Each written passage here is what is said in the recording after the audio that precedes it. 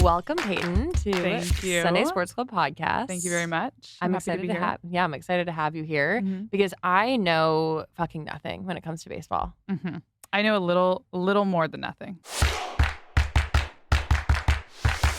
Okay, so for the people, I know Payton because of social media. We've gone on a few brand trips together, which we actually talked about on your podcast. Yes. If you guys want to go listen, note to self. Note to self. But tell the people why you would know anything about baseball. So this actually started long before my boyfriend, my current boyfriend. I love calling him my current boyfriend. I feel like it keeps him in his place. You know what I mean? People pick up on that on social media, and they've been like, I love when you just say like my current boyfriend. You're like, he's not a fiance. As if I've had like multiple or something. Also, I've like really haven't dated that many people. Current husband. Yeah, my current husband right now. You never know. Yeah. Anyway, so I will say we'll start at the boyfriend moment. My boyfriend Joe plays Major League Baseball. I think he's about to enter his 8th Major League season. That's insane. Insane. He's been playing for a long time. But we met back in 2020, and he had actually just won a World Series, so he was fresh off, just feeling great. And I've been a part of his world in baseball from afar. We were long distance for a bit, and then much like kind of you and Isaac, we moved around with baseball. So we've lived in D.C. He's played for the Nationals, and we lived in Milwaukee, Wisconsin last season. He played for the Milwaukee Brewers, and now we are currently going through the list of teams for next season, so we'll see what happens. Is it called free agency? Free agency, yeah. Okay, so it's still free agency. Yeah, and he has been his first free agency he was supposed to have was back in 2023. And after playing baseball, there's a lot of playing time that needs to happen before you can be considered a free agent. There's just there's so much time that has to pass in the major leagues before you become a free agent. It's like a whole ordeal that I don't really understand even that well. And I'll ask Joe, and he's like, yeah, I don't know, I have to look that up. I'm like, you don't even know. He's texting his agent, and he's like, what's happening? No idea. They have to look it up. So he was a free agent back in 2022, at the end of 2022. But he was injured. So this is his first free agency that he is not injured. It's enjoyable. It's very enjoyable. We have great options, and he's going to be excited about the contract, which hasn't happened. He's 31. It hasn't happened to this point. Baseball just takes forever. It's so crazy. So when you met him, he was already playing baseball. Yes. Fully in it. He was fully in it. He was in the major leagues, had just won a World Series. So when I say fully in it, he was feeling himself. He was on a high. He was top tier. He was loving his life. And then he went through injury, another injury called the Tommy John injury, which is he got a surgery. It's a 14-month recovery. Yeah. Before that, to avoid that, he had another surgery to remove a bone spur, which was a 6-month recovery. When he came back from that, it's when he realized they have to do the full Tommy John. So he was out for 20 months. So I've seen That's insane. 20 months. They did, when he started for the Brewers this last season, they did a countdown of how many days he's had since he's been on a major league mound. And it was it was so long. Can we so not sorry. talk about this? So sorry. He killed it this year though, so we're really excited. But I've been through the whole kind of gamut of him being so up and up. And then he took 2020 off because it was a shortened season. People got injured, whatever. They give him the option to do that. Then I've seen him through injury, and I've seen him through a really good season. So I feel like in the almost, I would say, somewhat short time we've been together, I've been able to see that from the back end. Another thing is my sister played softball her whole life, and I played when I was young. I was on my varsity softball team. Okay. I did fake an injury to get out of playing softball. Bye. I was a pitcher. I literally just threw a pitch, and then something came over me that I had free will, and I was like, wait, I don't actually have to do this if I don't want to. I used to have dreams of just turning around from the mound, turning around, running into the outfield, and jumping over the fence, and just continuing to run. Just forever. I wonder if Joe ever thinks like that. No, he loves it. He's locked in. I'm I need to get out of here. So I pretended that my arm hurt or something during a pitch, and I was like, bye. I just went so back into the bushes. You're I've been through it. I've been through all the injury. No, I'm kidding. But I understood, I know how baseball works just on the back end, knowing softball, but also my little brother plays college baseball now. Also growing up with my sister's softball, she played through till she was a professional softball player, which is a thing. Yeah. And then her husband played in the minor leagues for a bit professionally. And then my parents were invested in this thing called DBAT, which is like a baseball, softball training facility. And they had a couple throughout Texas. So like they were like managing players coming in and doing like stuff. You were scouting out Joe. No, I literally was like, I actually said I would never, of all the sports, because I don't mind an athlete. I grew up in a military household and it does remind me a lot. It's not the same at all. Oh my God. People compare it. And I'm like, okay, there is very different. The structure is I similar. Understand like the similarities. Yes, like I was watching this year with the Brewers. In baseball, especially on the Brewers, there's a lot of like Latin players and their wives, girlfriends, their families don't speak a lot of English. But I was watching the kids play together, not knowing the same language, by the way. They're talking, communicating in hand gestures. But it reminded me of growing up on a military base. Like the kids, you're just together with whoever your dad is working with. And you're all like, it's a little family. You move a lot. Obviously, my dad went into combat and all that stuff. So like, it's a little different. But like with athletes, I've known a lot of them and some are bad, some are good. There's a whole stigma, obviously. But I feel like I wasn't it wasn't like I was anti-athlete at all. Baseball players, though, I was always like, I know them too well. I would never fucking date a baseball player. They're the worst. And the worst. And look at you now. And I remember coming home to tell my parents that I had, I met someone and I was like genuinely in love for the first time ever. And when I had to tell them what he did, they were so like smug about it because they love baseball. Oh, I'm sure. Yeah. So what year did you meet Joe? 2020. Beginning of 2020. Okay, so beginning of 2020. And you guys recently took a break. We did take a break. So we dated for 2.5 years. That's when I was living in DC. Then we were living in Dallas for an off season. Then we moved back to LA. And when he ended his last season with the Nationals in DC, it hit him really hard. He was still injured. He was going to spend a whole year, most likely at that point, on a minor league contract because his arm does not work. No one's going to pay you a few $1 million at that point to just sit on the bench. So wait, during that time, did he stay on a major league team? He was with the San Francisco Giants organization, but he didn't have a major league deal. Okay, interesting. So he didn't. That was his first. It was a big like ego hit for him, I think. Obviously, a big salary hit. The year prior, he actually did get paid with the Nationals to sit on the bench. He didn't play at all, but he was on a major league salary there. This is so interesting. So like, I'm just comparing all this to football the entire time. Yeah, I'm like, this doesn't sound familiar. It's very different. He was on that team. So he was just like, he was used to a certain level of play. He was used to a certain level of like lifestyle, I guess, when it comes to like the back end, like the weight rooms and the staff and all this stuff. And he had already, done his time in the minor leagues for a long time. He had won a World Series at this point. He's like, he has all this stuff. Yeah. And then this injury hit him really hard. So about a week after his last team, the Nats, who he was on for like 6 years, didn't pick him up. He literally was just like, I have to go at this alone. Like, I don't know what's going to happen. I can't support the life you want, is what he told me. And I'm like, okay. All right. Interesting way to say that. But anyway, so we broke up I think he thought we were going to break up for a few months, to be honest. We ended up not speaking for like 9 months because this was at the end of 2022. And then 2023, I spent single. So I dove into that because I wanted to make sure, like, if we got back together, obviously this would be like, we're getting back together because we're getting married. Right.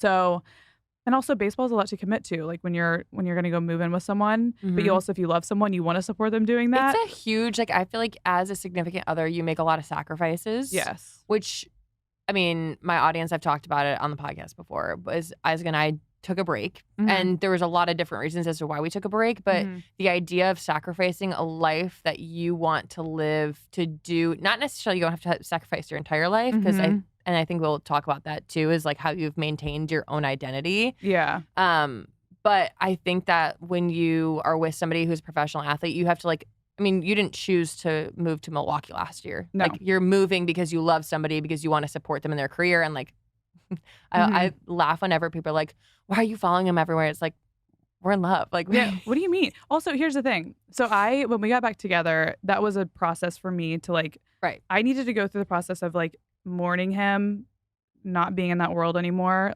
kind of being on my own, to be able to get clarity on whether or not this was for me. Because I think I did a whole episode about this too, where I think it's so important to go no contact and really give it a shot. If you are breaking up, I highly recommend no contact. You can't talk to them. You literally can't. And I you didn't have talk to Isaac checking. for 4 months. Yeah.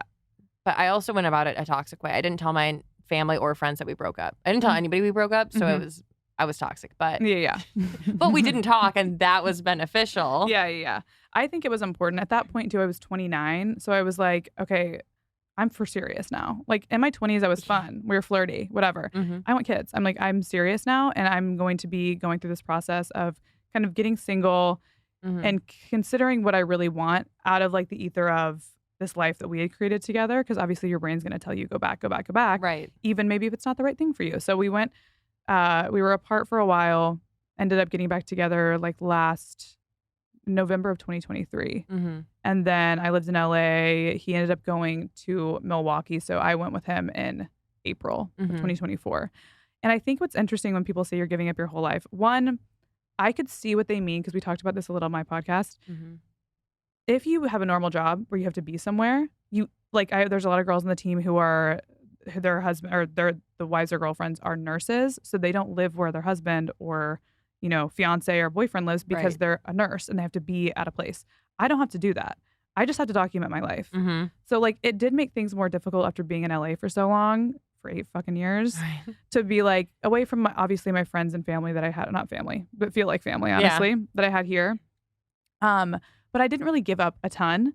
Also, I was proud of him. Like when you watch someone doing something, and again, it'll mirror kind of the military side of my life where I watched my dad fly fighter jets twice the speed of sound. Was he gone all the time? Yeah. Did it affect my relationship with him? Absolutely. There's so many drawbacks, but like there were so many amazing, unique things about my childhood. Like I didn't get the dads and donuts or the father-daughter dance, but I got to like go to cool air shows. I got to pick up my dad from, a very different lifestyle situation at 2 a.m. And like there's the pizza parties. It was like such a fun little like, we spent so many holidays on base. It was so unique and fun. And I feel like baseball or sports are like that too. Where like, yeah, there's things that aren't good that everything has pros and cons. Right. But like he is doing something like Major League Baseball. There's very few people on a team. To be a pitcher in the major leagues for as long as he has been after surgeries and after all of this stuff, you have to be so uniquely good at something so specific. And he's willing to give it all up for that. Everything in his life, he's willing to kind of put on hold to do this. Didn't go through the college experience I had. He didn't do all these other things. He's given up so much for it. And it's something I so deeply respect. And watching someone that you love be so uniquely good at something, to me, is rare. Luckily, I've had 2 men in my life that I've been able to watch this with. I feel like people don't get that opportunity to watch someone you love do something so fucking sick. Like you're just like, this is so inspiring to watch you do this. So for me, it's worth it to be a part of the whole experience. Like it's so fun. And obviously with baseball, it's different because in the military, you don't make any money. Baseball offers a much nicer life. So like I'm like, this is easy. You know what I mean? They're like, oh, you're giving up your whole life. I'm like, bitch. You're like, I'm not giving up. You haven't seen giving up your whole life. My mom gave up her whole life. You know what I mean? I did not. Well, and I feel like when you guys took your break, because I have heard from other people, I mean, my sister came on my podcast and talked about like leaving her fiance who was giving her a lot of like financial stability and they've been together for 10 years. So when you and Joe broke up, I like deeply respected it because you were like, okay, I honestly don't need you. Like I want a partner who is like in it as much as I am. But I also feel like it's great that you have like, you've been on social media for a long time. So you weren't like relying on Joe for financial reasons. You weren't like relying on him for, even though he says like the lifestyle. But you were able to leave because you had already a sense of independence. Like you weren't just following him around like, ooh, do, like making it your entire personality. You were like, oh, I have a life outside of this. Like, fine. Yeah, it was very intentional the way that I've lived parallel to him. But again, we talked about this, and on my episode about like moving, how I kind of like it. Like when I have to settle down, I grew up moving a lot, but when I have to settle down, I get nervous and anxious. So like settling around, like being in a house, now we have a house. I love it. We're changing. We're in chaos mode right now. We're getting renovations done. We're doing all this stuff before. I mean, Joe's going to have to go play. Like the spring training is going to start before renovations are done. Like he's paying for this. It's his house. I'm like, talk about my own identity. I'm like, you can do this because we're not married yet, right? So I'm like, we're not combining finances right now. That's his home. But we're going to do it. If we're putting furniture in there, it's going to be what I like. So I'm literally just sending him the invoices. So this is... I'm like, I'm providing you a service. Okay? Which is so interesting. I feel like normal relationships don't go through stuff like that necessarily. Where like, I mean, maybe some do, but I think that it's so unique being with somebody who at a young age is given like a lump sum of money, and it's a lot of money, more than some people make in their lives. Yeah. So it is a very unique experience, but I want to go through like even the timeline of baseball, because I don't think I even really fucking know about it. So it goes high school, college, draft. Yeah. So you go high school. It can vary. Yeah. So, like, you'll play travel ball when you're growing up. My little brother did that forever. Softball's the same. My sister did it. So you play travel ball forever. And since I'm watching my little brother right now, he's playing college ball. Yeah. And since he was probably 10, he spent every summer of his life playing baseball every single day. Like, he didn't have normal summers. We didn't go on family trips. Like, we have not traveled as a family because everyone was playing softball or baseball. This is also why I was like, I'm never fucking dating a baseball player. I want to travel. And now here I am. Joe can't go anywhere. And you're like, it's okay. I guess I'll go on the solo trips. I do. Like, I just like go by myself. So you have all of that, and then you go through high school. Typically, like, I think they'll send scouts to high school to like, they'll send like, Brooks had some major league scouts or some and that's like your brother? major league teams on watching him in high school. Right. Joe obviously had that as well. At that point, his brother had played in the major leagues for a bit, so like he was on everyone's radar. Right. You get a lot of traction though, and like eyes on you when you play the travel ball teams. So you'll play those through high school. Okay. And then most people will go through college. You'll go to like a, what are the D1, D2, whatever schools. I'm like, I don't know. Joe didn't go to college. I don't know what this is. So anyways, you'll go through that process. And then at some point you can go enter the draft to be in the professional ether. And so you typically have to like enter the draft. You enter the draft, and then you can be, most of the time when you enter the draft, you're going to go to a minor league team. So every team has their major league team, and then under it, they have a whole minor league system. And it was, at some point, it was like 7 levels. Now I think it might be 5. Shut the fuck up. When you start, and there's also indie ball, which is under the professional one where you're essentially paying to play. But there has been some people who like start at indie ball and make it up to the major leagues too. So there's so many ways to get there. Very rare to get there in general. People spend their whole lives as a professional baseball player having never played in the major leagues.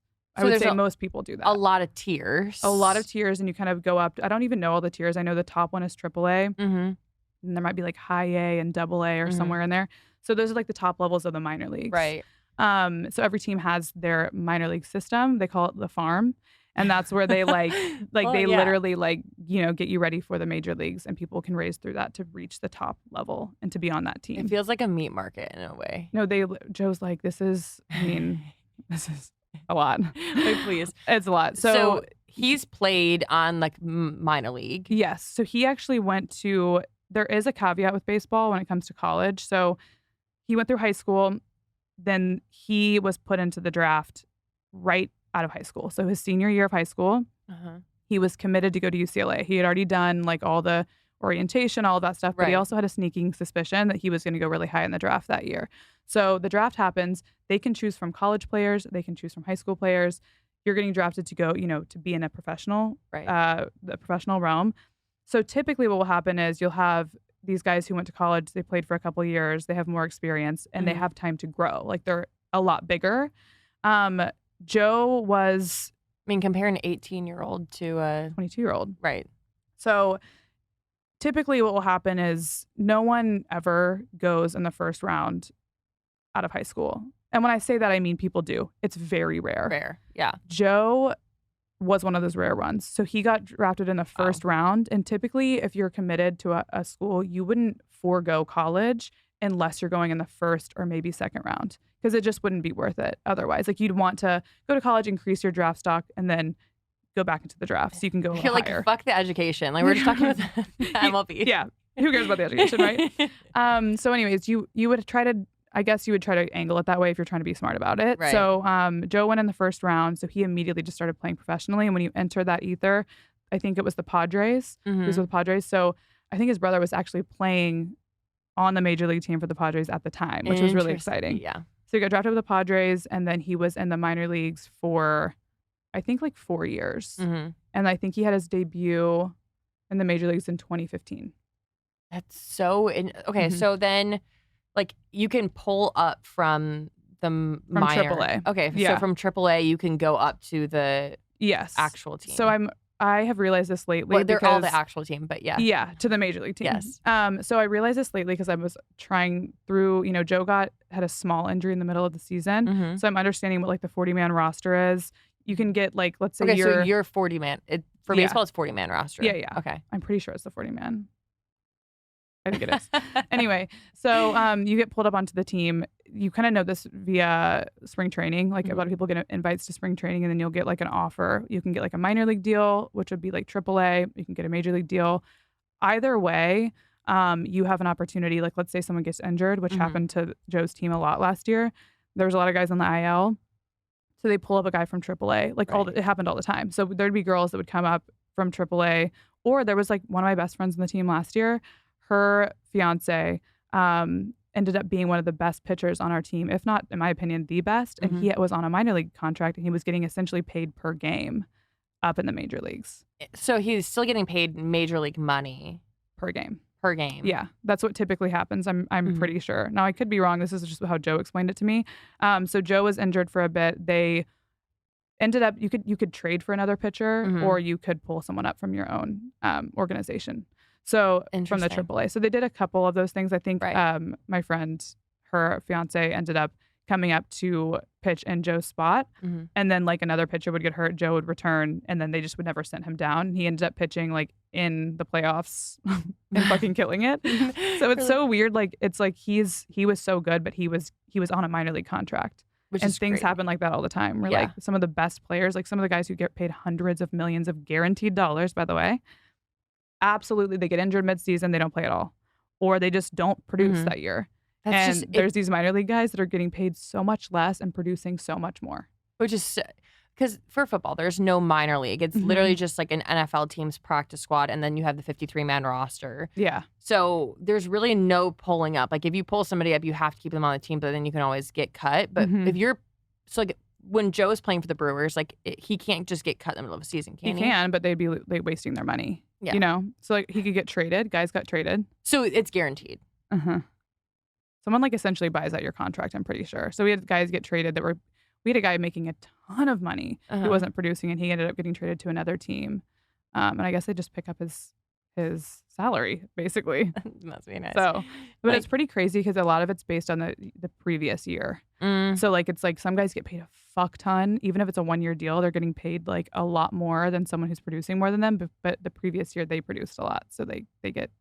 Sounds like there's like a lot more that goes into baseball, which makes sense because for football there's only 17 games, and baseball there's 160 something. Jesus Christ. 160 games a season. I'm going to be honest, I don't cook a ton. Usually Isaac does the cooking. But when I do cook, it's usually for Scotty, or it's because of the holidays. And when I am cooking, I need to at least look like I know what I'm doing. So enter Caraway. Their cookware is non-stick, non-toxic, and honestly, it just makes me feel like a pro, even if I'm just reheating food that Isaac made. And the best part is that they're actually really pretty. I almost want to leave them out as holiday decor. Plus, they're a perfect gift for anybody who actually knows how to cook or just wants their kitchen to look like it belongs on Pinterest. They're such a thoughtful gift, practical, beautiful, and trust me, anybody who loves cooking or loves looking like they know what they're doing will appreciate them. So ditch the chemicals with Caraway. Caraway Home's non-toxic kitchenware features a chemical-free ceramic coating so food can be prepared with peace of mind and the no hard-to-pronounce chemicals. And as a mom, you don't want the hard-to-pronounce chemicals. Or I guess yourself. Like, I don't want chemicals either. So visit carawayhome.com/Sunday to see all of our favorite products and take an additional 10% off your next purchase. This deal is exclusive for our listeners, so visit carawayhome.com/Sunday or use code Sunday at checkout. Caraway, non-toxic cookware made modern, and a gift that your mom would love. The holidays in my house are all about slowing down, getting cozy, and spending time on the couch and with people I love, Scotty and Isaac. So just lounging in pajamas, eating way too many cookies and sweet treats and gluten.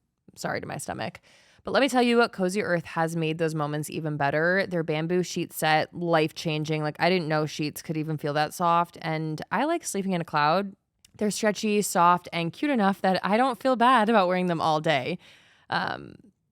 If you're looking for the ultimate holiday gift, this is it. Whether it's for yourself, wink wink, or somebody else, you really can't go wrong. Cozy Earth even has a 100-night sleep trial and a 10-year warranty, which is impressive. Like, I have commitment issues in 10 years. I'm impressed. Right now, you can visit cozyearth.com/Sunday and use my code for 40% off. Trust me, it's the gift that's going to keep on giving. Again, visit cozyearth.com/Sunday and use my exclusive 40% off code Sunday to give the gift of luxury this holiday season. And if you get a post-purchase survey, say you heard about Cozy Earth from this podcast. So wrap the ones you love in luxury with Cozy Earth. If you follow me on literally any social media, you would probably know that I have a touch of social anxiety. Maybe not even a touch, maybe like a bucket of social anxiety. And that's why I absolutely love Zocdoc. If you guys have never heard of Zocdoc, Zocdoc is a free app and website where you can search and compare high quality in-network doctors, choose the right one for your needs, and click to instantly book an appointment. And you know what I absolutely can't stand other than my social anxiety? Having to wait months for a doctor's appointment or spending half of my day sitting in some stuffy waiting room that kind of smells bad and honestly needs an interior designer. But that's why I'm obsessed with Zocdoc. It's honestly so easy. No in-person visits, no ridiculous wait times. It's just quick and convenient care whenever I need it. I mean, we're talking about in-network appointments with more than 100,000 healthcare providers across every specialty, from mental health to dental health, eye care, skincare, and so much more. Emphasis on the mental health because I actually got my prescription for my mental health through Zocdoc. So Zocdoc appointments happen fast, typically within 24 to 72 hours of booking. You can even score same-day appointments, which to me is very important. So stop putting off those doctor's appointments and go to Zocdoc.com/Sunday and instantly book a top-rated doctor today. That's ZocDoc.com/Sunday, Zocdoc.com/Sunday. What is the gist of like, how does the year go? Because baseball season just ended. Yeah. So spring training starts in February. Okay. So very short off season. Very short off season. Joe has been injured the few off seasons I knew him before this one, and he didn't get a break at all because you have to go in. He had to go in for PT. He had to go in for treatment. Yeah. He had a very intense injury, so it took a lot to get him back. So they fully reconstructed his elbow basically twice. And he's a pitcher. So you have to go from not like he had to have his arm in a brace and like basically a 90-degree angle for months, and then they like let it out by 5 degrees once you're like getting there, and you have to go from not moving your arm at all to throwing with accuracy at 97 miles an hour. So like couldn't be me. It is a long time that you have to like actually be building back up. So off season is kind of up in the air for people. It depends on like who you are, what you're doing. Right. So spring training starts in February. Pitchers typically go like a week before. So I would say like, interesting. Yeah, he's there around Valentine's Day. Like we'd do Valentine's Day and then he would go. Then the season usually starts around April 1st. This last year it was like March 30th or something. But April 1st is like when the season starts. That goes all the way until I think September-ish is when playoffs start. So the regular season has 160 something games. Then you have that's not counting every day of spring training, which they play at games. And it's not counting the playoffs or like postseason. So you could, when they won the World Series, he played from that February all the way through until November. And then he started again in February. I guess it's actually not that different in terms of football because for football season officially ends February if you're winning the Super Bowl. Yeah. For most teams, it ends the beginning of January. And then you have OTAs, which is towards the end of March, beginning of April.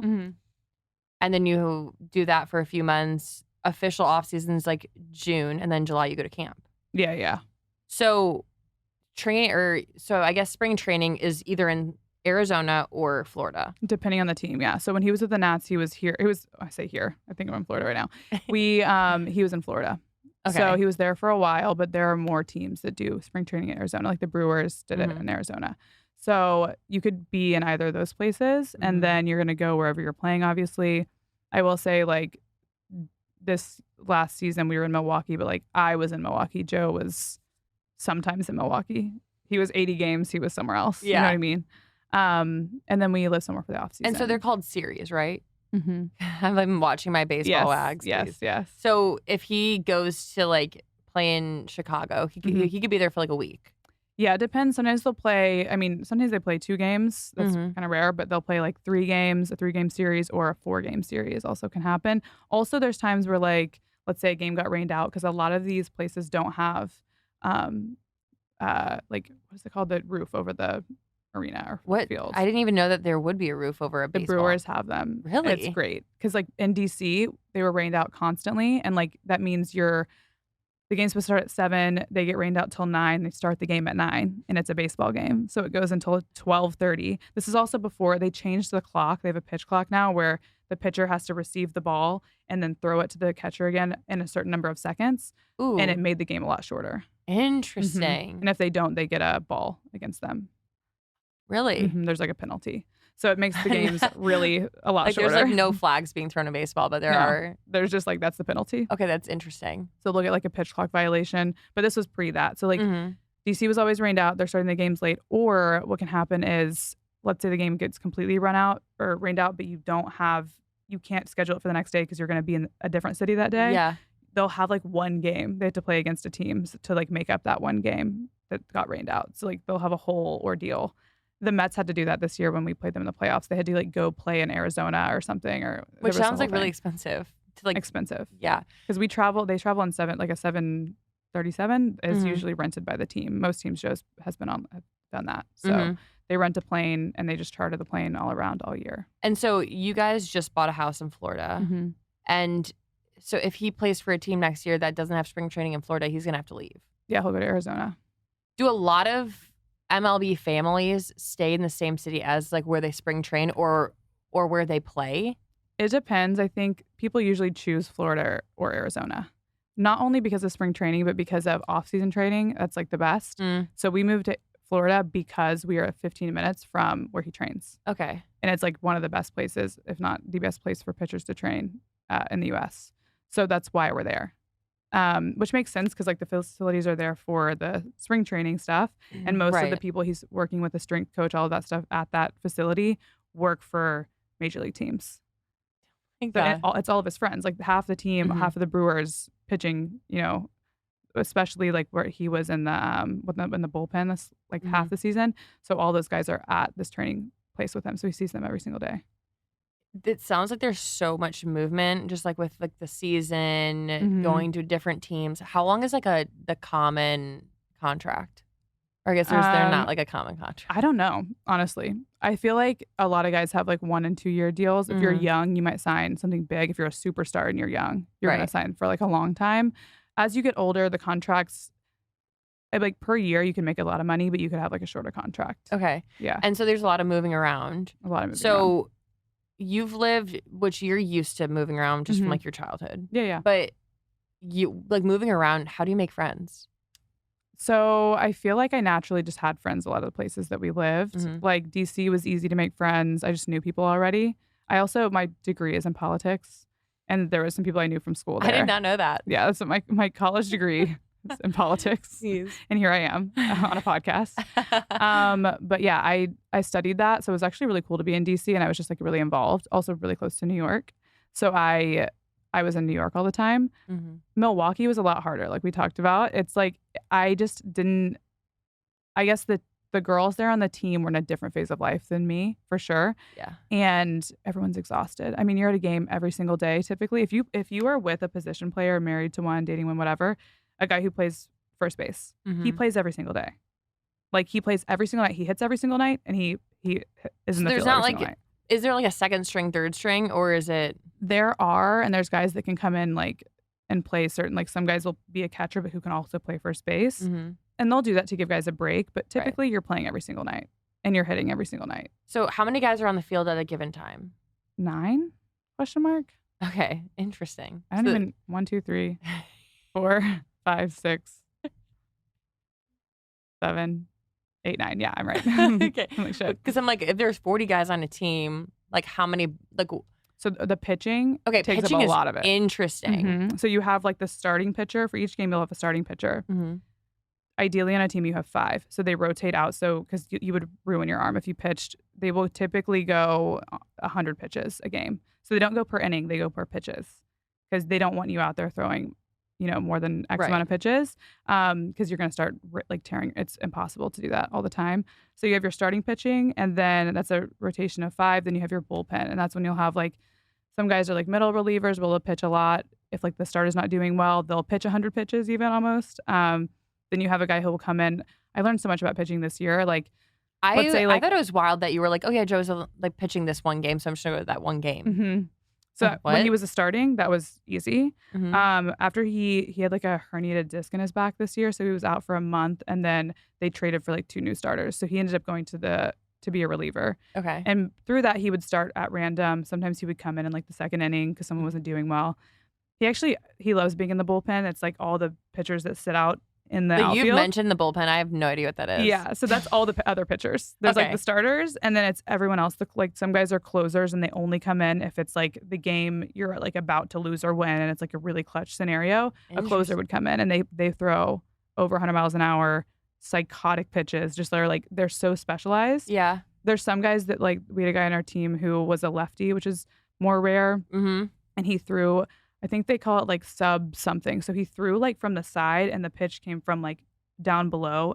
It was the craziest I don't know, thing to look at. Right. So watching it from a hitter's perspective, they would bring him in. Let's say a lefty was coming up to hit, you're gonna actively bring him in to face that lefty because he's a lefty and they can't see the ball as well. So for the batting lineup, it doesn't just go oh, it's your turn. Can you change the batting lineup? You can change who's pitching against who's batting.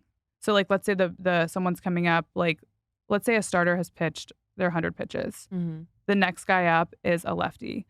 They'll do things they're very strategic. So they'll be the pitching coach will call down to the bullpen and be hey, we need so-and-so to warm up because he's a lefty. He'll face a couple batters and then he'll be out of the game. He won't play again that game.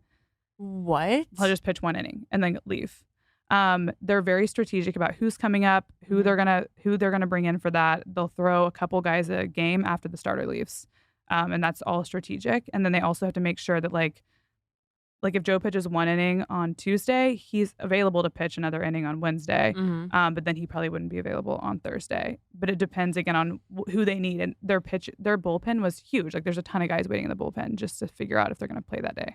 Please, that sounds. And they do that every day. 1, very complicated. Mm-hmm. Thank God that's not my job. Yeah. And 2, I would feel that would be hard from a significant other perspective because if he's going in 1 or 2 innings a week. Yeah. And I don't know when. Yeah, you don't know when. Yeah. So you're oh, I have to go to all these games. Usually I would be. I felt when he was starting, and he was doing that for a while, and he might go back to starting. He's available for both. That's why teams what we're kind of going through right now. Okay. Based on what they need. When he was starting, it was nice because I could just show up.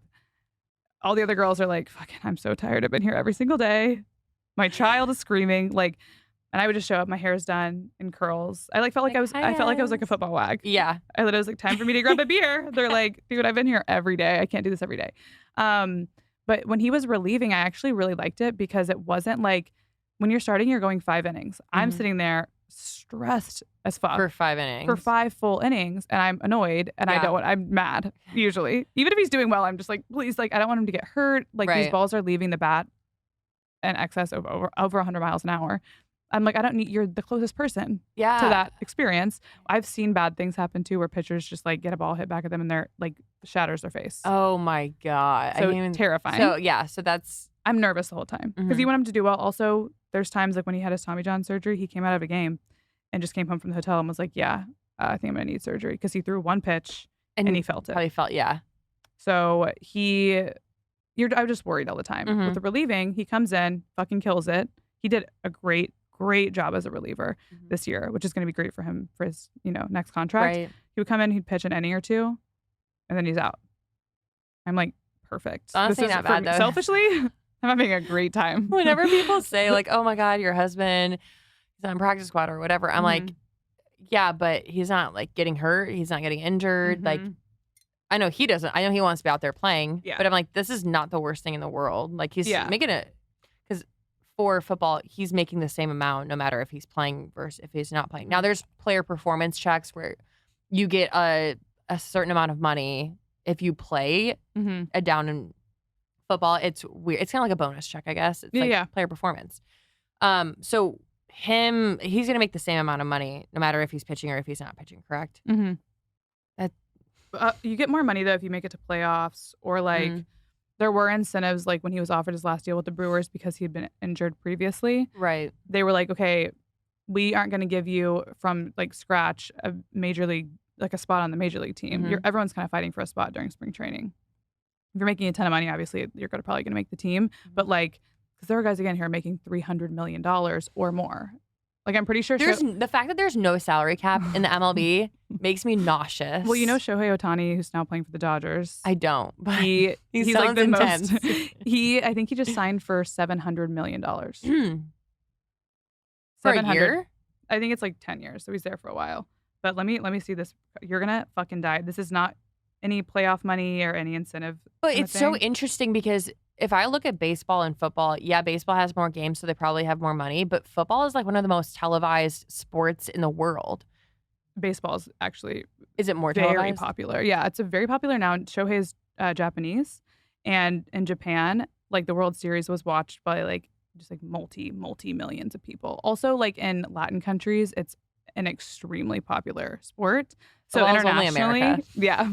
Football's so American. Football is soccer in other places. Yeah. So Shohei made $700 million, 10 years, $700 million.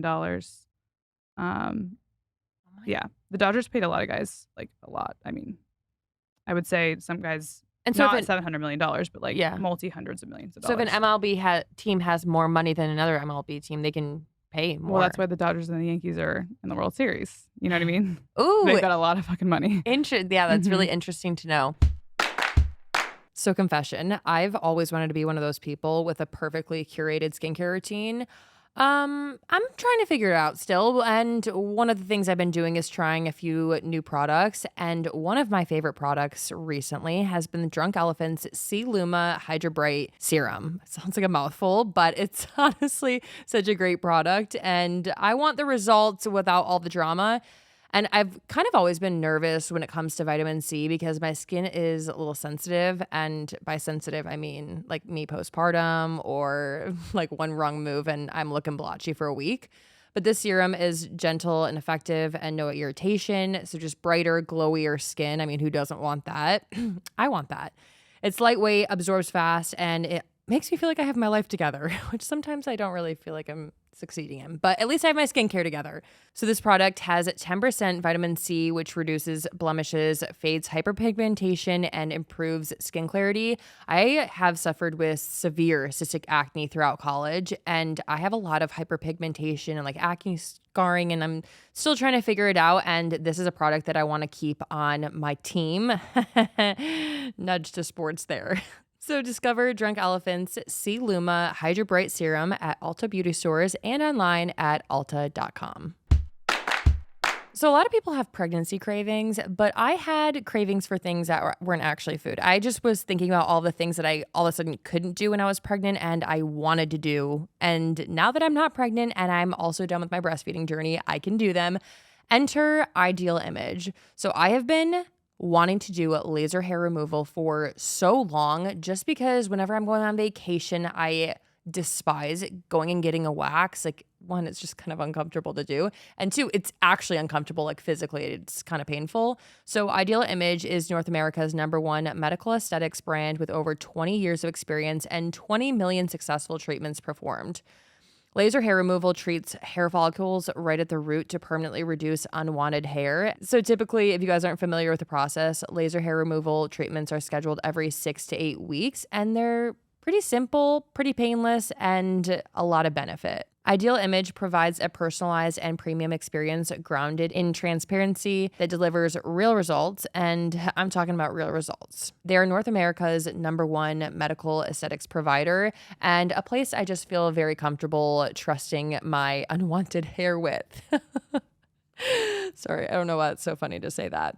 So don't miss Ideal Image's best sale of the year. Get your free consultation and up to 85% off when you schedule at ideal.vip/Sunday. That's www.ideal.vip/SUNDAY. I'm not gonna lie. I am usually the type of person that leaves all of my Christmas shopping for the day before Christmas. But I'm trying to be better. I'm trying to be more organized. And this year, I'm gonna try and get all of my gift shopping done so that I don't have to worry about it a few days before Christmas.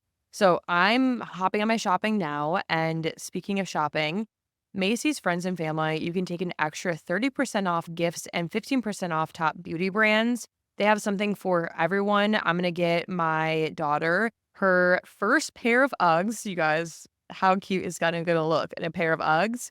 Christmas shopping can also be for yourself. So I'm also going to be picking up a Dry Bar travel kit because you guys know I'm always on the go. And having some of my Dry Bar favorites will be essential. And then, maybe I'll get a couple Nest candles because, I mean, who doesn't love their house smelling good, right? Even better, there's free shipping starting at $25, which is incredible because, I won't have to make excuses for going into the store. I can actually just shop online during Scotty's nap time. It's a win-win for everybody. I'm so glad that this is going to be all taken care of, and then I'm not going to have to be scrambling later on. So I've always loved Macy's, and now I love them even more because this month they're supporting Big Brothers Big Sisters to empower every kid with a positive mentor. So join in on the spirit of giving when you round up in-store or donate online at checkout today. Also, Macy's and Big Brothers Big Sisters have created gifts featuring designs by Littles. Macy's will donate 50% of the purchase proceeds to support Big Brothers Big Sisters recruiting and mentorship efforts. I mean, that's a great way to give back this holiday season. You get to shop and also simultaneously be giving back to a greater cause. So be sure to shop in-store or online at Macy's.com. Is there a culture within MLB wives and girlfriends?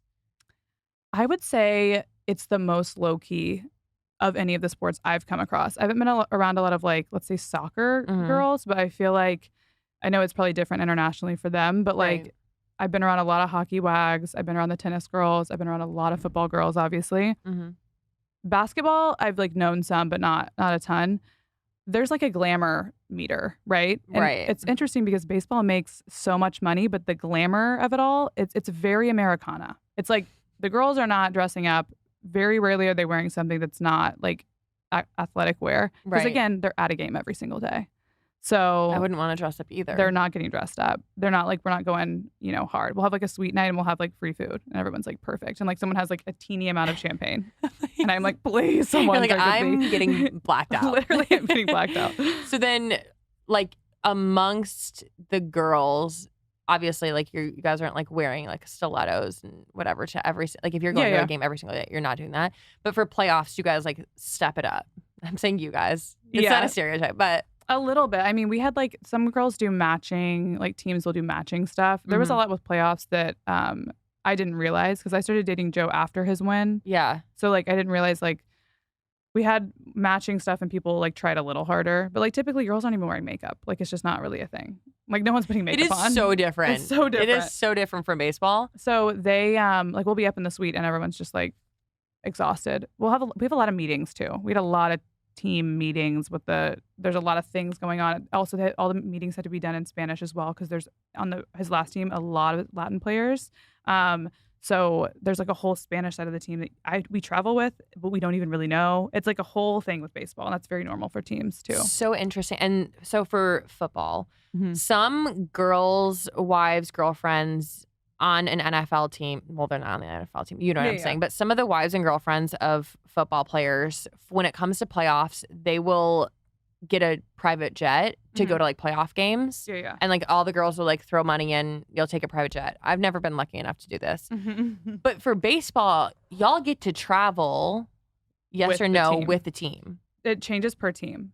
So Joe's last team, when he was in DC, the plane they had wouldn't fit all of us because it was a 737, but it was outfitted differently. It didn't have the regular seats. Yeah, it has because for the Raiders, they had all first class seats. Yeah. So it was kind of like that because I think they shared it with the basketball team there. For Joe's last team, we were able to travel a number of games. First of all, you're always allowed to travel on the leg home. I'm pretty sure it was the rule for that team. So whenever he'd play, let's say in Houston, if I wanted to go, I would fly there myself and then I would fly back with the team. And you just tell them you want to go. Because typically they want it to be like, it's more of like a decompression thing. They want to be like in the zone, especially they were coming from like, I think it was actually Houston, then Boston, then somewhere else. And then like Atlanta or something. We did a whole, like it was 3 series in a row. He was going to be gone for like 2.5 weeks. And I was like, I'll just go. And I love all those cities. I had never been to Boston, so we went. But I was able to fly back from the games with them, but not in those like middle, like Houston to Boston or whatever. For playoffs, we had a whole meeting about this with all the girls, obviously, and we had like space on the team plane, and we were planning all that stuff too for all the playoff games. That's fucking wild. And you can stay in the hotel, obviously. It's interesting, and I don't even know why.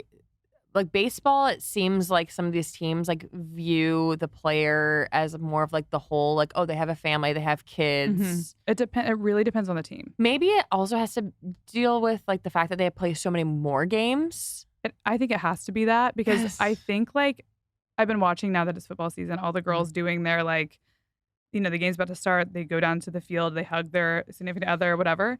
Joe, they don't do the same thing. Like I know in the NFL, a lot of them have to stay at like a hotel, right, the night before. Yeah, the night before. And like you can't. No one's allowed on that. No one's seeing him. Bed checks. Yeah, you're not allowed. You have like a curfew. Living with your parents. Literally, baseball's not like that. So like Joe leaves the house before the game, and I just saw him. I'm not gonna go down and be like down in the bullpen, like, hey, what's up? I saw you 2 hours ago, like or longer, like 3 or 4 hours ago. But like, and I'm gonna see you. I'll see you in the tunnel after this, and I'm drunk, and you're driving me home. That's typically what's happening. Right. I'm waiting on him. I have to say, something about going down to the field and getting a picture with my husband in his uniform feels really icky to me because I feel like a fangirl. And I'm not docking any girls who do it because I do it. And I trust me, if Isaac gets that time again, I'm going to do that again. Yeah. But I'm like, it feels weird standing in line for your significant other. And it's like, I feel like a fangirl. Like, I don't want to do this. Yeah. Luckily, we have a security person. So, like, we don't do it before the game. They're pretty specific about that a lot of the time. You could go. I'm also always late. So, like, maybe people are doing it before the game. Really? I don't know. I'm not sure. Joe's always like, I saw you come in the 3rd inning. And I'm like, it's a long game, dude. It's funny that he can see that. Oh, because he knows where my tickets are. He gives me the tickets. Usually I'll be like, oh, we had a suite tonight. I was just in the suite until the 3rd inning. Anyway, so we'll do it after. And luckily, I guess it depends on the team too, but we have a security guy who sits with us, 2 of them, who sit in the wives and girlfriends like section, the family section, and then he'll grab us and bring us down first in a line down to the field. We do not. Which is really nice. Do not get that type of treatment. But I do, like when we go to other teams, which we'll usually have our same security guys. They were literally the best last year. I know everything about them. I'm like obsessed. But like there has been times where I've going it down to see Joe and people are like, they don't believe me. I'm like, that's my boyfriend right there. He's sitting there like, come down. And they look at me like, what a scum of the earth. Oh, I'm no, like, when Isaac played for the Indianapolis Colts, I've definitely gotten arguments with the security people, which granted, they're just doing their job. Yeah, they're doing their job. But I'm like, sir, I just want my cringy picture and I'm going to get back out. For memories, I know we're going to want this later. You're going to want those photos. Sir, if you allow me to get down there, if you want an autograph, I'll get anybody else down there. Like, who do you want? Who do you want? Let's bring the quarterback down. We got him. And so it's such an interesting, just seeing like the parallel of like football to baseball. And I know so many other sports too. Yeah. Are there I hate when people ask me this, but I have to ask. Is there ever drama amongst baseball wives? I wouldn't say like substantially, no. I think so. Joe's brother played for a long time and his wife was with him through the whole time. They've been dating since like college. She's seen it all. And she's like, it was so different when she was there. Like, I think some of the older girls who are dating guys now in their mid-30s or so just a little older than Joe and I think I missed it just by a little bit because they're like, oh yeah, the girls wouldn't like let us wear this, or like if we wore this, the girls would talk about us. Now, I don't deal with that kind of stuff well. Yeah. There was like one experience I've had where a girl was coming in, her fiance just got called up to the major league team. She flew in, she wore shorts to the game, and it was like a little cold outside, but like where she lives isn't cold. So she just like didn't, she was like, I just put whatever I need. I didn't know he was debuting. Like he was his major league debut. She gets on a plane, comes out like last minute wearing shorts to the game. And some girls were like, oh yeah, I bet she's really cold. Like that's the drama. Yeah. You know what I mean? Like, that really happens rarely. You know what I mean? Like stupid, like snooty drama. Stupid. And I don't play in well to it. I can't just for the sake of being nice. I don't do that. So I'll be the one that will be, I'll make it awkward. I don't even know this girl. I'm literally like, why is that weird? What do you mean? Like, I want to make someone feel so stupid. So me as a person, especially Joe's a veteran now. Yeah. But I don't think I could have gone along with the cattiness. I just don't see the point. And also, like, who cares? Yeah. We're here because we're watching them play a fucking game. Just let them play the fucking We're game. all going home Why after are we this. doing this? Like, so then what's the average amount of time? You might not know the answer to this, but like, what's the average amount of time that a player is with a certain team? Because like, are the girls, is the culture, who's there next year, is that constantly changing? Yes. So the first time I went through this was in DC, and I was visiting Joe a lot. I wasn't living with him yet. I was visiting him a lot, and I loved DC, so I was there all the time. But the first like experience of the trades that happened, because it was obvious by the certain like trade deadline that they have in major leagues, it was obvious that his team that year was not going to the playoffs. It just wasn't going to happen. So they started trading away a lot of players. Joe was injured by this time. They started trading away a lot of the like really good players to teams that were going to go to the playoffs. So that's what happens. Like these teams are trying to acquire the best teams to present at the playoffs. Interesting. So they were trading away, like half his team got traded away. And I'm like, I was so like stressed because I was like so weirded out by the fact that like I'm not going to go to these games and like the girls that I know aren't going to be there. Joe did bat a fucking eyelash. She's like, oh, so jealous he's going to the Padres. Like, cool. I'm just like, your friend is leaving. Like, what are you talking about? And I'm sure I'll see him in the future. Literally. And now they play against each other. That particular guy, Joe pitched against like 4 times because he switched teams in the middle of the year too. So like his wife and I were joking that they see each other more than they see us. Cause I'm like, y'all are always, and it's weird to like, Joe will pitch to like the catcher that was catching with him when they won the World Series. He like pitched to at the beginning of this year. There's like a lot of overlap. It's just, it's really weird. Like, I'll see you probably tomorrow. Yeah. And I'm also like, they know your pitches. He was your catcher. So if you strike him out, that's like sick. You know what I mean? Like he knows all the tells. He knows what he throws. He knows, because there's a lot of scouting reports that go on behind the scenes of that, knowing what pitches. Now I've recently learned there's a lot of guys who there's like intel throughout the league on certain pitchers, because from second base, if you're standing on there as a runner, you can see into the glove. And you can see like even the way their hand is positioned. Maybe you can't see the whole ball, but you can see that, and they can nod to the hitter wwhat's coming next. Okay, that's really interesting. So there's like intel on that. There's certain ways that's cheating, and then there's certain ways that like people just know stuff and they don't really tell a bunch of people. If I scratch my chin or something, it's I guess in football. So like if a player is on a practice squad, let's say with like the Steelers, or no, let's say a team like I actually know more information about. Okay. Let's say with the Chargers. Okay, like somebody is on the practice squad for the Chargers. Then if like the Raiders play the Chargers twice a year because they're in the same conference. So if the Raiders are playing the Chargers and like let's say it's towards like the middle of a season and the Raiders want to win more, like they might take a player from the Chargers because the Charger player is going to know all the plays, all the play calls. It's so interesting. And I was like, isn't that illegal? And I was like, well, no, you can't like take it out of someone's brain. Yeah. So there's a lot of strategy involved. Yeah. Well, it's for baseball, it seems very cut and dry to me as somebody who knows nothing about baseball. Like I grew up going to Detroit Tigers games, but that's about all I know. Like I just think that like, oh, a pitcher goes out, he throws the ball. Like I didn't even know that there were different pitches. It's a lot of strategy. And some guys, this is so weird. Joe told me this early on in our relationship. He was trying to like practice a new pitch, but you can't be really like just like in the off season throwing full force all the time, because again, you're going to wear out your arm. Right. So I was asking him, like he was kind of trying to perfect a new pitch. And I was like, well, when are you doing this? And he's like, in the game. Wait. We're playing the game every day. We're practicing it in the game. Like a game is just like part of your daily practice essentially in baseball. So like they're throwing pitches at the highest level, like just practicing stuff. And every pitcher has their different pitches. Sometimes you try to acquire a new one, or you just perfect the ones that you have. Like Joe throws a slider that is like a really, really sick pitch that he has, and the way it moves is very specific, and it works against some players. Like if you know like this player usually doesn't do well with like outside pitches, and you throw him a slider that goes further out. It's just a whole thing. Like they know everything about the hitter they're about to face. Do they have like film where they can like rewatch their pitches and everything? Every day. Joe watches after he plays. He watches himself. He can tell like if he didn't pitch well. He had this one scenario where he felt like he didn't pitch very well, and like he didn't produce that much. He watched himself and he was like, "Fuck, I'm doing this thing with my leg." Then he went back and like fixed it, and it was fine again. So like he watches himself, and like there's things he can't like kind of feel, I guess, in the moment that he can see on video. Yeah. And another question, comparing just to football, what is like the culture of going to the game? Because do baseball fans like tailgate? Do you guys tailgate? So I'm always late again, so I'm not tailgating. Like, also, I'm like, when he was relieving, I'm like, it's every single day. I will say Milwaukee was super easy to get to the field. DC, we lived right next to the field, so that was really nice. In Milwaukee, they definitely tailgate. Yeah. Like, prior to me moving there, even I wasn't necessarily telling everyone that I'm moving there for my boyfriend to play on the Brewers. In Milwaukee, the Brewers are like a huge deal. Like, they're very important. Right. When he was in DC, they won a World Series and people just didn't really give a fuck. Know. They were literally like, okay, there's more important things. But in Milwaukee, like it's an important part of the culture. Wisconsin's a huge sports state. You know what I mean? Yes. So people loved them there. So there, it was so different than DC. Like people are tailgating out of the field.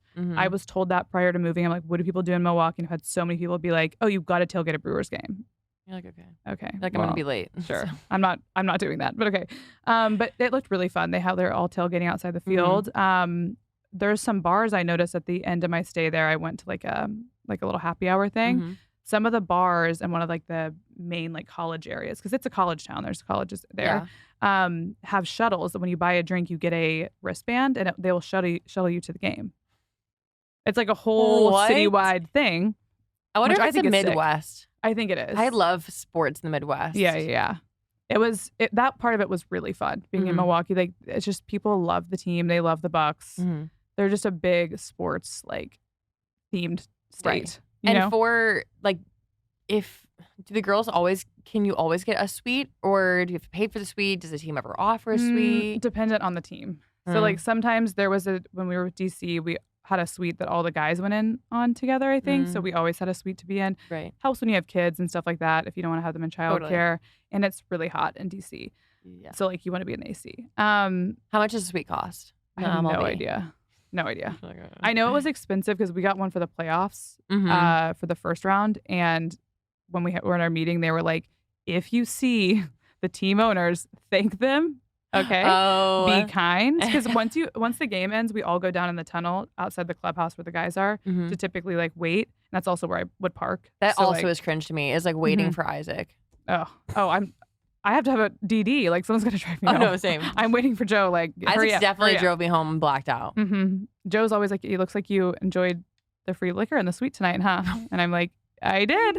Thanks so much. I'm sorry, but there's only one day a week that I go out and do anything or see anybody. It's going to be... I need to be a little drunk. But some of the girls were actually fun. They were fun this year. And the ones, especially like when we have the teams that have childcare, which there's a lot of those too. Yeah. So they're right outside of the clubhouse. So everyone comes down. You'll see like the coaches, like all the staff, whatever. Right. So it's a big like family affair down there after the games. Which is like, I feel like that's so fun. And the suite culture, I'm comparing just to football. I feel like there's not as many suites offered.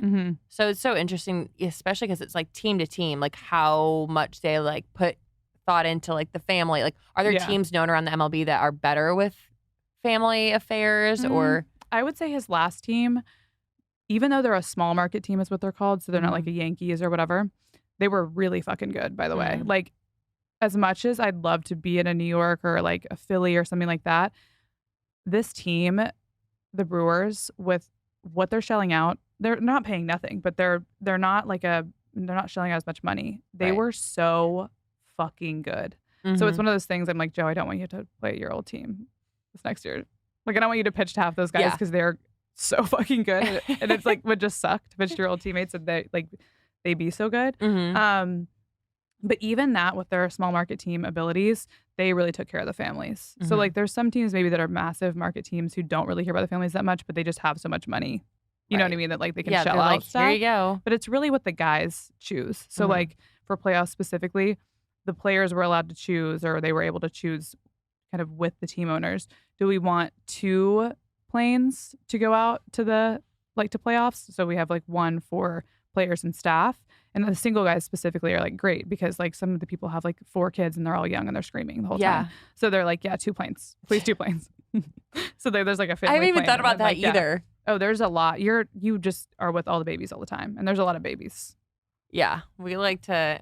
I'm gonna do a rapid fire question, but I feel like professional athletes, like when it comes to kids, it's like, well, that's that age. You know what I mean? Like that's the age you're a professional athlete is really the age you're having kids. So. And they're just turning them out. Yeah. You know? So you obviously share your life on social media. Mhm. What responses are you getting from people that you feel like it's worth it to like share your experience of like? I think I l- I love when people approach me to say that they feel comforted by my content. I feel like I'm not necessarily a viral girly. Like I do share pretty You're like true. my comfort content creator. I love that when people are like, I know what I'm gonna get. I'm pretty monotone, and I like to take advantage of that because I'm not gonna be like necessarily what you'd think of as a TikToker. Like I'm not really Think that of like controversial. the opposite of me. Like, I'm me being loud and like but you're really not like that in in person I'm as not. much. You're good at storytelling. You have a plan. And when I do content, there's No not a plan. plan. I'm literally just like, okay, here's my vlog of today, which people like. Some people don't. Some people find it boring. That's fine. I kind of like to edge on that side because I feel like I've been doing this for a long time. And that's what's been keeping me afloat for so long is that it's just like easy to come back to, easy to digest. And do you ever get a lot of hate? Like, and if you do get a lot of hate, what is it usually towards? I think people have a misunderstanding of, for example, the way I grew up is one way that I get hate.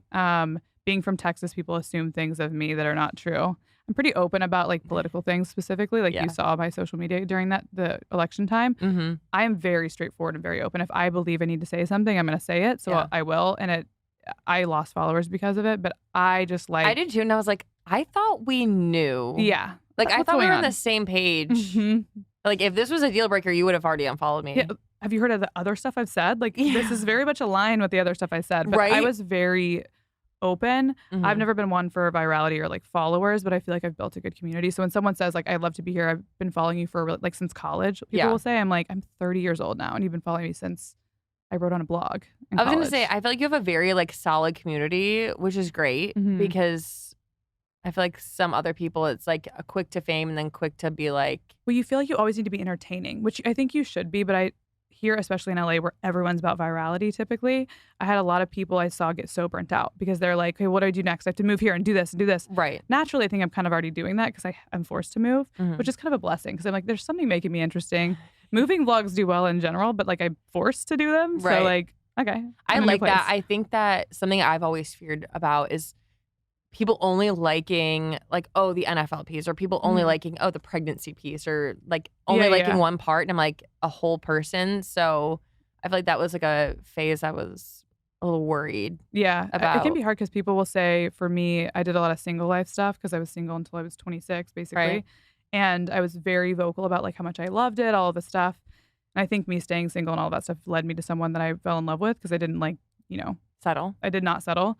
But I think I got some shit when I was talking about baseball a lot, but I'm like, I'm just going to talk about my life. And if this has to do with it. Yeah, I'm at a game all the time. Like, obviously, I'm going to be sharing that. And if there's a lot of baseball content going on during baseball season, like, that's what's going to happen. And if you don't like it, that's okay. Social media, you can unfollow. You can block me. Like, you don't need to be worried. No, honestly, I'm like, the block button is way faster than commenting. And here's the thing. You should. If I am bothering you or stressing you out in any type of way, literally, please, for your own sake, remove me from your ether. Like, you don't need to be doing this to yourself. And I also don't have a problem with it. Like, do whatever you need to do with yourself. So you have a podcast that is like one form of like the social media that you like put out there, and you give some good advice. That it's called Note to Self. Yes. What's one piece of advice you always stand by? I think from the creation of Note to Self, my point of starting it was, I think it was 27 when I started it. I always, and we talked about this on my episode, I feel like I always want to connect with myself and make sure I'm doing things intentionally and from my own kind of need or want to do something. Right. I don't want to look back in 5 years and feel like my life wasn't my own, which I feel like is easy to do whenever you're like, Joe, people pleasing all the time. He's such a people pleaser. I'm constantly like, what do you want to do? And he's like, I don't know. What do you want to do? And I'm like, no. What does your perfect day look like? We're going to do that. He just like cares so much. And I think it's easy to fall into that trap. You want to help people around you. You want to be kind to people around you. But when it comes to making decisions for your life, what you do with your life, I think intentionally choosing for yourself, even if, you might lose a friend or you might be embarrassed or whatever it is, I think that leaning and trusting yourself is the most important thing you could literally ever do and kind of teach yourself in life. I love that. Honestly, I'm going to take some of your advice. And then last but not least, we're going to do some rapid fire questions just because Sunday Sports Club, we're going to talk a little bit about sports. Okay. Rapid fire. Vintage jerseys or modern jerseys? Vintage. Rom-coms or reality shows? Rom-coms. I'm like, that has nothing to do with sports. Me being like, yeah, we're ending off sports. Post-game fancy dinner or late night drive-through? Post-game fancy dinner. If he played well and he's proud. If not, then if it's a celebration, yeah. If not, we're not allowed to eat food. If not, we get the food from the field and he just takes it home and then we eat that. Wait, interesting. Yeah. That's our to-go meal. Like, that's our meal. We eat in silence. Pre-game ritual or a post-game celebration? Post-game celebration. Kelsey brothers or Manning brothers? That's so hard. I thought you were going to say neither. So no, I love both of them. I feel like the Manning brothers, though. Hot dog or nachos? Hot dog. Sorry. Yeah. We've been elaborate handshakes or basic high fives? High fives. Cold plunge or hot tub for recovery? Hot tub, because I hate a cold plunge, but I know Joe would say cold plunge. You're like both? Yeah. No, he does both. We have a sauna in our house now, so he's doing a makeshift one. Okay, so where can people watch the house renovations and see more of you? All the things. Every time I think about it, I'm like, I get a little more excited and also overwhelmed. So I'm doing a series on TikTok about it. You can find me at Payton Sartain, Instagram at Payton Sartain. Note to Self by Payton Sartain is my podcast. By the time this comes out, I'm launching something new called Dinner Party by Payton. Ooh. It's on Instagram. You can find it just through my profile. It's also at RSVP Dinner Party. So it's just going to be like essentially a virtual dinner party every week where I release questions that I'm asking myself or my friends that week or family or whoever through like the weekend. So it comes out every Thursday. There'll be a new set of questions for you to ask your friends. Oh my gosh. And it's in hopes that you'll like find a reason to just go to drinks or dinner with your girls. Wait, I love that. Okay, That's new. I'm gonna be tuning in. Also, there's YouTube, but just type in my name there. We do a lot over here. Like I'm multifaceted. Yeah, thank we're doing you. a lot. Well, thank you so much for having me. Yeah, thanks for coming on.